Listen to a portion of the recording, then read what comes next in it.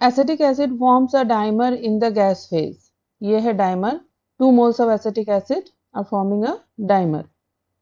The dimer is held together by 2 hydrogen bonds. ये हैं hydrogen bonds with total strength of 66.5 kilojoule per mole of dimer. एक मोल dimer में जो hydrogen bond form हुआ that has the strength of 66.5 kilojoule. At 25 degrees centigrade, the equilibrium constant for the dimerization is 1.3 into 10 to the power 3.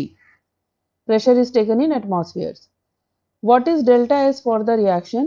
Assume delta H does not vary with temperature. Now, सबसे पहले delta G की value find out कर लेंगे. Delta G is equal to minus 2.303 RT log K. So delta G की value हो जाएगी minus 2.303, R की value 8.314, temperature 298 kelvin और log K यहाँ पे हो जाएगा, K की वैल्यू है 1.3 into 10 to the power 3.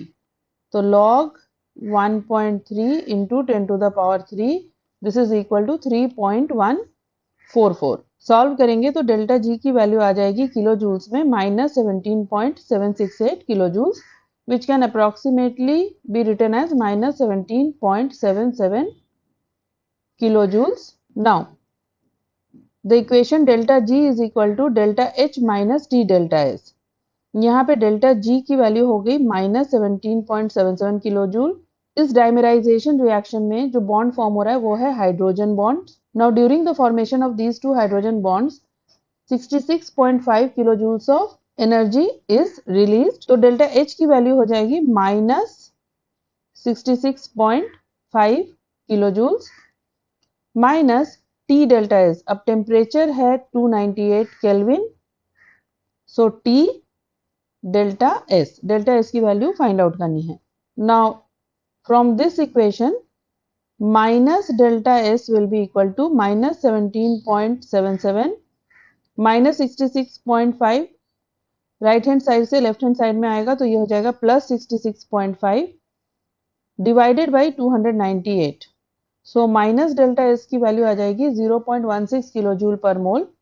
So delta S will be equal to minus 0.16 kilojoule per mole. This will be minus 17.77 kilojoules per mole and delta S value will be 0.16. This will be kilojoules per mole. This will be kilojoules per mole per Kelvin. Here it will be minus 0.16 kilojoule per mole per Kelvin.